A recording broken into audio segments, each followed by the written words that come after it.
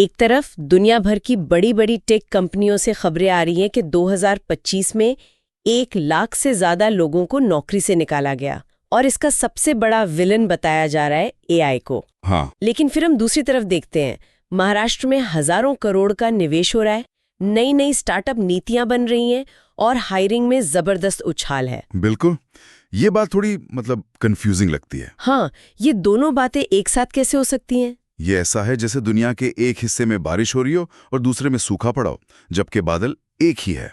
Artificial intelligence वैश्विक स्तर पर जो कंपनियां छटनी कर रही हैं, वही कंपनियां भारत में, खासकर महाराष्ट्र में बड़े पैमाने पर निवेश कर रही हैं। ये एक बहुत ही दिलचस्प पहेली है। तो आज हम इसी पहेली को सुलझाने की कोशिश करेंगे।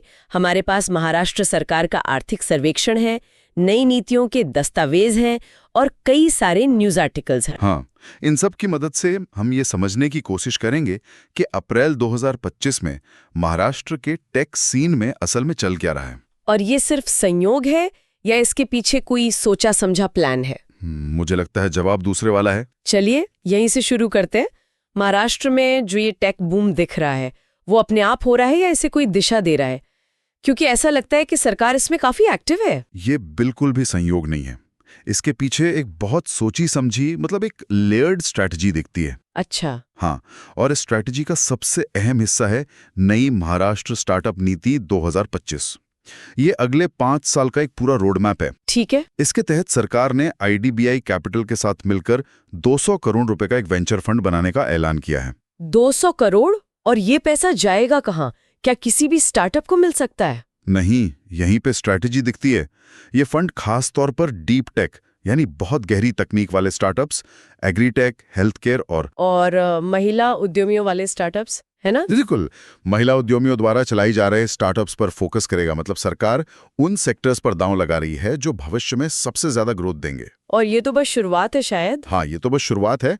सिडबी, जो कि छोटे उद्योगों के लिए भारत का सबसे बड़ा डेवलपमेंट बैंक है, उसके साथ मिलकर 100 करोड़ का एक और फंड बनाने की भी योजना है। ठीक है, तो स्टार्टअप्स के लिए पैसा आ रहा है, लेकिन बड़ी स्थापित कंपनियों का क्या? वो तो दुनिया भर में लोगों को निकाल रही हैं।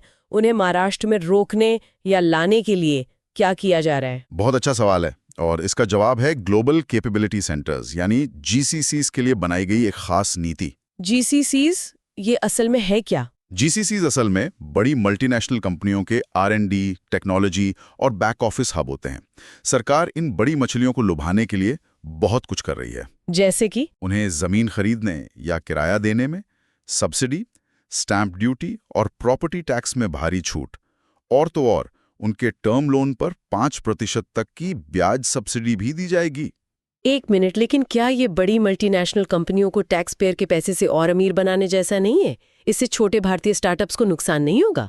ये एक जायज चिंता है, लेकिन इसके पीछे का विचार एक इकोसिस्टम बनाने का है। इकोसिस्टम? हाँ, जब एक बड़ी कंपनी जैसे कि गूगल या माइक्रोसॉफ्ट अपना जीसीसी खोलती है, तो वो हजारों हाई स्किल नौकरियां लाती है। उसके आसपास छोटे वेंडर्स, सप्लायर्स और स्टार्टअप्स का एक पूरा जाल बन जाता है। मतलब ये एक चुंबक की तरह काम करता है। बिल्कुल, जो और भी टैलेंट और निवेश को खींचता है। साथ ही इसमें एक शर्त भी है। क्या शर्त? हर नए जीसीसी को ग्रीन बिल्डिंग के मानकों का पालन करना होगा। यानी बिल्डिंग एनर्जी एफिशिएंट होनी चाहिए, पानी का इस्तेमाल कम होना चाहिए। अच्छा, तो एक तरह से सरकार भविष्य के निवेश को पर्यावरण के साथ जोड़ रही है। सही पकड़ा। और इन सब के ऊपर कारोबार को और आसान बनाने के लिए एक नया कानून लाया गया है, जिसके तहत महाराष्ट्र दुकान और प्रतिष्ठान अधिनियम जैसे 7 कानूनों में छोटे मोटे उल्लंघन को अपराध की श्रेणी से हटा दिया गया है। मकसद है इंस्पेक्टर राज को खत्म करना। तो स्टार्टअप्स के लिए फंड, जीसीसीज के लिए सब्सिडी और सब के लिए आसान नियम, इन सबको एक साथ देखें तो एक बड़ी तस्वीर बनती है ना? बिल्कुल, ये सब अलग अलग कदम नहीं है। ये सभी विकसित महाराष्ट्र 2047 नाम के एक बड़े विजन डॉक्यूमेंट का हिस्सा है, जिसे हाल ही में कैबिनेट ने मंजूरी दी है। मतलब ये लंबी रेस की तैयारी है। हाँ, ये दिखाता है कि सरकार सिर्फ अगले चुनाव के बारे में नहीं, बल्कि अगली पीढ़ी के बारे में सोच रही है। ठीक है, तो नीतियां यानी सॉफ्टवेयर तो बहुत मजबूत लग रहा है, लेकिन इसका हार्डवेयर कहाँ है? मतलब जमीन पर असल में पैसा लग कहाँ रहा है? क्योंकि बिना इंफ्रास्ट्रक्चर के तो ये सब सिर्फ कागज पर ही रह जाएगा। और हार्डवेयर पे जो काम हो रहा है उसके आंकड़े चौंकाने वाले हैं। अच्छा? सबसे पहले डेटा सेंटर्स को ही ले लीजिए। आज भारत की कुल डेटा सेंटर क्षमता 1.5 गीगावाट से ज्यादा है। 1 मिनट, 1.5 गीगावाट, ये तो एक छोटे शहर को बिजली देने के लिए काफी है। हाँ, और इसमें से 53% क्षमता 50% से ज्यादा। हाँ, 53% क्षमता अकेले मुंबई में है। मतलब भारत का लगभग आधा इंटरनेट ट्रैफिक एक तरह से मुंबई से होके गुजरता है। ये तो बहुत बड़ी बात है। ऐसा क्यों है? इसकी एक बहुत बड़ी वजह मुंबई की लोकेशन है। मुंबई उन undersea cable landing stations के बहुत करीब है जहां दुनिया भर से इंटरनेट की ऑप्टिकल फाइबर केबल समुद्र के रास्ते भारत में आती हैं। तो ये इंटरनेट का गेटवे है। बिल्कुल। इसी वजह से यहां निवेश की बाढ़ आई हुई है। ब्रुकफील्ड नाम की एक बड़ी कंपनी महाराष्ट्र में एशिया का सबसे बड़ा जीसीसी बनाने के लिए $1 बिलियन यानी लगभग 8,000 करोड़ रुपए का निवेश कर रही है। 8,000 करोड़? और लोढ़ा डेवलपर्स ने तो सरकार के साथ 30,000 करोड़ रुपए के green integrated data centre park के लिए एमओयू साइन किया है। 30,000 करोड़, ये तो बहुत बड़ी रकम है। लेकिन क्या ये सारा विकास सिर्फ मुंबई में ही हो रहा है? अगर ऐसा है तो ये राज्य के बाकी हिस्सों के लिए तो अच्छी खबर नहीं है। नहीं, और यहीं पर रणनीति का अगला हिस्सा आता है। सरकार मुंबई, पुणे और नागपुर में 4 नए डेटा सेंटर पार्क बनाने की योजना बना रही है। पुणे और नागपुर में भी? हाँ, पुणे का इंडस्ट्रियल कॉरिडोर जिसमें हिंजवड़ी, चाकण और रांझणगांव जैसे इलाके आते हैं, वहां Pune metropolitan region development authority यानी PMRDA ने 33,700 करोड़ रुपए के मास्टर प्लान का ऐलान किया है। और नागपुर का क्या? उसे तो अक्सर नजरअंदाज कर दिया जाता है। अब नहीं, नागपुर में मीहान परियोजना पर जोर दिया जा रहा है। मीहान का मतलब है multi modal international hub eight airport Nagpur. अच्छा। इसका मकसद नागपुर की भौगोलिक स्थिति का फायदा उठाना है। नागपुर भारत के लगभग केंद्र में है और यहां से देश के किसी भी कोने में सामान पहुंचाना आसान है। तो इसे एक लॉजिस्टिक्स और कार्गो हब बनाया जा रहा है। हाँ, एक बहुत बड़ा लॉजिस्टिक्स और कार्गो हब। ये तो बहुत महत्वाकांक्षी लगता है। और एक और शब्द है जो आजकल बहुत सुनने में आ रहा है, सेमीकंडक्टर। क्या उसमें भी कुछ हो रहा है? हाँ, और ये इस कहानी का सबसे रोमांचक हिस्सा हो सकता है। भारत सरकार चिप निर्माण में आत्मनिर्भरता पर बहुत जोर दे रही है और उम्मीद है कि जल्द ही देश में व्यावसायिक उत्पादन शुरू हो जाएगा। और महाराष्ट्र इसमें एक बड़ा प्लेयर बन सकता है? बिल्कुल। अपने मजबूत औद्योगिक आधार और स्किल्ड वर्कफोर्स के साथ महाराष्ट्र इसका सबसे बड़ा लाभार्थी बन सकता है। इससे फैक्ट्री की नौकरियां नहीं होंगी, बल्कि R&D, डिजाइन और हाईटेक इंजीनियरिंग की नौकरियां होंगी। ठीक है, तो एक तरफ सरकार पैसा और पॉलिसी दोनों डाल रही है, इंफ्रास्ट्रक्चर का एक पूरा जाल बिछाया जा रहा है। हाँ, लेकिन अब उस सवाल पर आते हैं जो सबको परेशान कर रहा है। जमीन पर काम करने वाले लोगों के लिए इसका क्या मतलब है? क्योंकि अखबारों में तो AI को लेकर रोज डरावनी हेडलाइंस छप रही है कि वो हमारी नौकरियां खा जाएगा। और अब हम इस कहानी के सबसे दिलचस्प मोड़ पर आ गए हैं। ये नौकरियों के खत्म होने की कहानी नहीं है, ये नौकरियों के बदलने की कहानी है। बदलने की? कैसे? देखिए, वैश्विक स्तर पर छटनी एक सच्चाई है, लेकिन उसी समय अप्रैल 2025 में भारत के IT उद्योग में पिछले साल के मुकाबले 16% ज्यादा भर्तियां हुई हैं। 16% ज्यादा? और अगर हम सिर्फ स्टार्टअप्स की बात करें तो ये आंकड़ा 32% है। 32%? ये तो कमाल है। तो क्या इसका मतलब ये है कि भारत में AI का असर नहीं हो रहा है? असर हो रहा है, लेकिन बहुत अलग तरीके से। ये सिर्फ ज्यादा नौकरियां नहीं है, ये अलग तरह की नौकरियां हैं। अच्छा। पुणे जैसे टेक हब में जहां कंपनियां तेजी से ऑटोमेशन अपना रही हैं, वहां डेटा एंट्री, बेसिक एनालिसिस जैसे रूटीन काम अब AI कर रहा है। तो उन भूमिकाओं में वाकई कमी आई है। तो फिर मांग किस तरह की नौकरियों की है? लोग क्या सीखें? अब मांग है full stack developers, DevOps engineers और AML स्पेशलिस्ट्स की। इसे थोड़ा आसान भाषा में समझाएंगे? जरूर।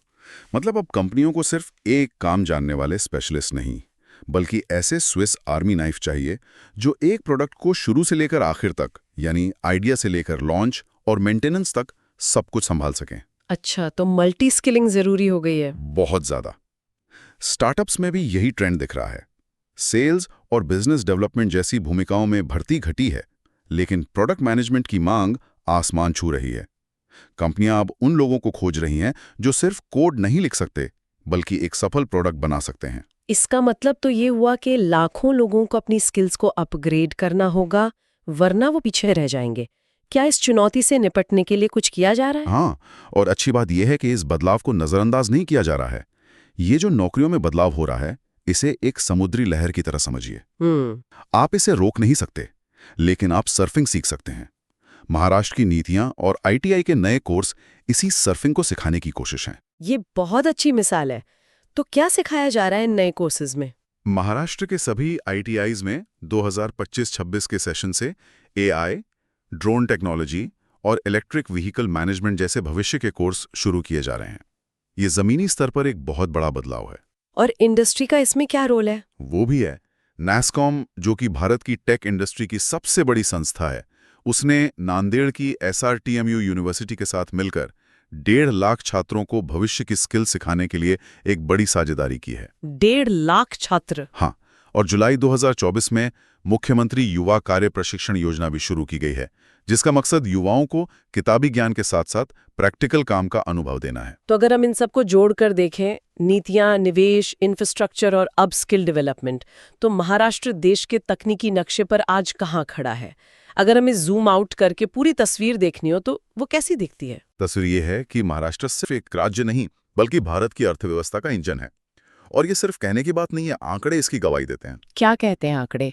आर्थिक सर्वेक्षण 2024-25 के अनुसार राज्य की कुल जीएसडीपी पूरे भारत की जीडीपी का 13.5% है, जो देश में सबसे ज्यादा है। और विदेशी निवेश का क्या? एफडीआई कहाँ आ रहा है? देश में जितना भी कुल फॉरेन डायरेक्ट इन्वेस्टमेंट यानी एफडीआई आता है, उसका 31% हिस्सा अकेले महाराष्ट्र में आता है। 1/3 से भी ज्यादा? हाँ, भारत के जितने भी सरकार द्वारा मान्यता प्राप्त स्टार्टअप्स हैं, उनमें से 24% यही हैं।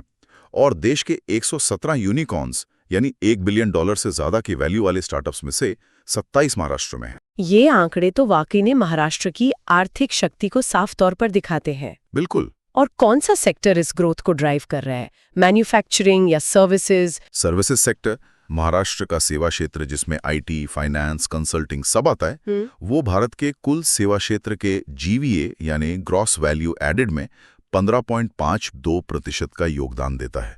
ये किसी भी राज्य से सबसे ज्यादा है। तो ये नॉलेज इकोनॉमी है। हाँ, ये दिखाता है कि राज्य की अर्थव्यवस्था ज्ञान और प्रौद्योगिकी पर कितनी निर्भर है। लेकिन क्या इस इंजन में सब कुछ ठीक चल रहा है या कोई चुनौती भी है?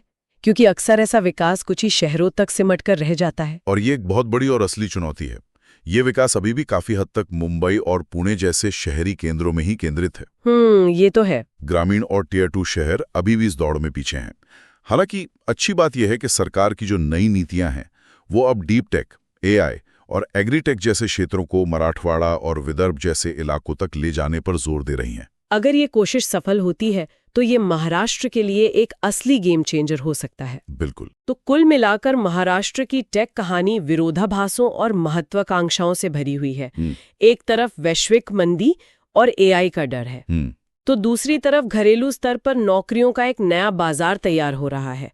दूरदर्शी नीतियों को जमीन पर हजारों करोड़ के इंफ्रास्ट्रक्चर निवेश से हकीकत में बदला जा रहा है। सही बात है। और सबसे जरूरी बात, भविष्य की जरूरतों को समझते हुए वर्कफोर्स को उस लहर पर सर्फिंग करने के लिए तैयार किया जा रहा है। सही। बिल्कुल सही सारांश। हमने देखा कि नीतियां और बुनियादी ढांचा इस टेक बूम की सप्लाई को कैसे आकार दे रहे हैं। हाँ। लेकिन अब हमें एक और सवाल पर सोचना होगा। क्या? भारत के भीतर डिमांड का क्या? जैसे जैसे डिजिटल पब्लिक इंफ्रास्ट्रक्चर यानी यूपीआई और आधार जैसी चीजें बढ़ रही हैं, अगला बड़ा सवाल ये हो सकता है, इन नई और शक्तिशाली तकनीकी क्षमताओं का इस्तेमाल भारत की जमीनी चुनौतियों को हल करने के लिए कैसे किया जाएगा? मतलब क्या इस एआई का इस्तेमाल मराठवाड़ा में कृषि संकट को दूर करने या आदिवासी क्षेत्रों में स्वास्थ्य सेवाओं को बेहतर बनाने के लिए हो सकता है?